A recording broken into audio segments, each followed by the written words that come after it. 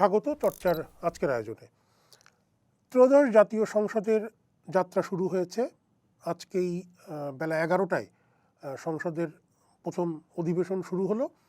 এই সংসদের জন্য স্পিকার হিসেবে নির্বাচিত হয়েছেন বীর মুক্তিযোদ্ধা হাফিজউদ্দিন আহমদ বীর বিক্রম এবং ডেপুটি স্পিকার হিসেবে নির্বাচিত হয়েছেন ব্যারিস্টার কায়সার কামাল।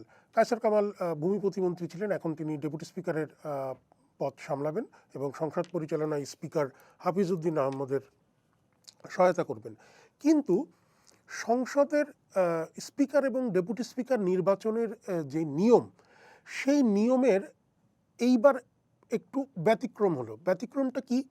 সাধারণত একটি সংসদে যখন নতুন একটি সংসদ যাত্রা শুরু করে, সেই অধিবেশনে প্রথম অধিবেশনে সভাপতিত্ব করেন আগের সংসদের স্পিকার।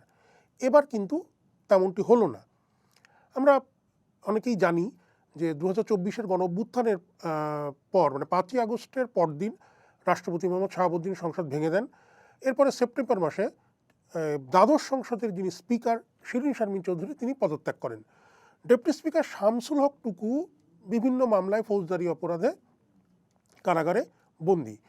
সেক্ষেত্রে নতুন যে সংসদ সদস্য যারা 12ই ফেব্রুয়ারির ভোটে নির্বাচিত হয়েছিলেন, তাদের শপথ পড়ানোর সময় কিন্তু আমরা দেখেছি যে শপথ পড়িয়েছিলেন প্রধান নির্বাচন কমিশনার। যেহেতু স্পিকার নেই, ডেপুটি স্পিকারও অনুপস্থিত, বা এক অর্থে উনিও নেই কারণ উনি কারাগারে বন্দী, সেক্ষেত্রে নিয়ম অনুযায়ী শপথ পড়িয়েছিলেন প্রধান নির্বাচন কমিশনার। সংসদে একটি নতুন সংসদের প্রথম দিনের কাজ হচ্ছে, প্রথম কাজ স্পিকার এবং ডেপুটি স্পিকার নির্বাচন। সেটিও কিন্তু করে থাকেন আগের সংসদের স্পিকার যিনি থাকেন। যদি স্পিকার না থাকেন তাহলে ডেপুটি স্পিকার। ত্রয়োদশ সংসদে এসে আমরা দেখলাম স্পিকার এবং ডেপুটি স্পিকার দুইজনই এক্ষেত্রে অনুপস্থিত। এই জন্য যেরকম হওয়ার কথা সেরকমটি না হয়ে সংসদ যখন শুরু হলো, আপনারা যারা সংসদ অধিবেশন দেখেছেন টেলিভিশনে লাইভ ব্রডকাস্টে, তারা খেয়াল করেছেন সংসদ শুরু করলেন, সকলকে স্বাগত জানালেন কিন্তু সংসদ সচিব। সংসদ সচিব সংসদকে জানালেন মানে সংসদ সদস্যদেরকে জানালেন যে স্পিকার এবং ডেপুটি স্পিকার নির্বাচনের একটি কাজ রয়েছে। স্পিকার মানে বিগত স্পিকার এবং ডেপুটি স্পিকার তারা অনুপস্থিত।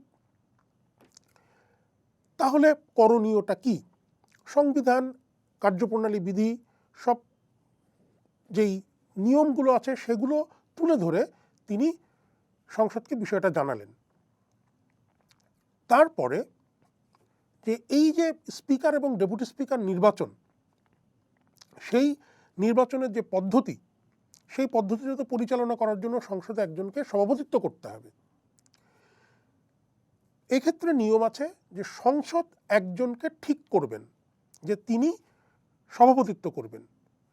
একজন প্রস্তাব করবেন, একজন সমর্থন করবেন। আমরা দেখলাম যে সংসদ নেতা প্রধানমন্ত্রী তারেক রহমান সংসদে সভাপতিত্ব করার জন্য বর্ষিয়ান রাজনীতিবিদ, কুমিল্লা সংসদ সদস্য খন্দকার মোশাররফ হোসেনের নাম প্রস্তাব করলেন এবং তার সেই প্রস্তাব সমর্থন করলেন বিএনপির মহাসচিব, স্থানীয় সরকার মন্ত্রী মির্জা ফখরুল ইসলাম আলমগীর। এই যে প্রক্রিয়াটি, এই প্রক্রিয়া এর আগেও কিন্তু একবার হয়েছিল 1972 সালে, যখন প্রথম গণপরিষদের বৈঠক হয়। ওই বৈঠকে গণপরিষদ, আমরা জানি যে গণপরিষদ নির্বাচন, মানে গণপরিষদের যারা সদস্য তারা ছিলেন 70-এর যে নির্বাচন, সেই নির্বাচনে নির্বাচিতরা, তাদেরকে নিয়ে গণপরিষদ গঠন করা হয় একটা সংবিধান প্রণয়নের জন্য। সেখানেও স্পিকার এবং ডেপুটি স্পিকার প্রয়োজন, কিন্তু ওইটার যে গণপরিষদ তাতে স্পিকার ডেপুটি স্পিকার আগে ছিলেন না। সেই ক্ষেত্রে নির্বাচনের জন্য একজনের নাম প্রস্তাব করা হয়েছিল। তখনকার সংসদ নেতা, গণপরিষদের নেতা বঙ্গবন্ধু শেখ মুজিবুর রহমান মাওলানা আব্দুর রশিদ তর্কবাগীশের নাম প্রস্তাব করেন। তিনি গণপরিষদের প্রথম অধিবেশনে সভাপতিত্ব করে স্পিকার এবং ডেপুটি স্পিকার নির্বাচন করেন। আজকে সংসদে কিন্তু সংসদ সচিব এবং সংসদ নেতা দুজনই ওই দৃষ্টান্তটি তুলে ধরেন। এবং আমরা জানি যে সংসদে অনেক নিয়ম, অনেক আইন কানুন এগুলো লিখিত আছে, আবার এমনও কিছু বিধান আছে যেগুলো অলিখিত রেওয়াজ। সংসদের ক্ষেত্রে কিন্তু রেয়াজগুলো খুবই গুরুত্বপূর্ণ।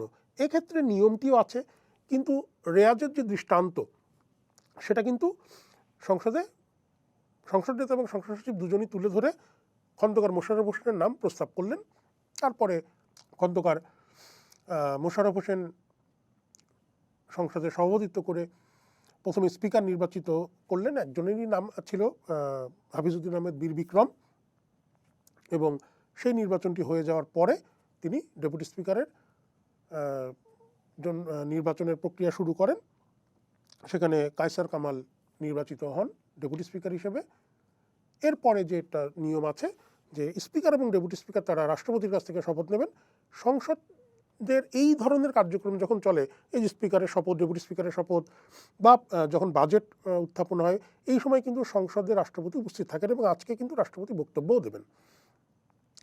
তো এই জন্য সংসদ কিছুক্ষণের জন্য মুলতবি রাখা হয়।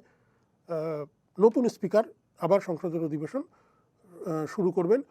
সংসদ নিয়ে আরও নানান ধরনের আলোচনা, বিশ্লেষণ, চর্চা নিয়মিত আয়োজনে থাকছে। সংসদ নিয়ে আপনার মন্তব্য আমাদেরকে জানাতে পারেন, আপনার মতামত আমাদেরকে জানাতে পারেন।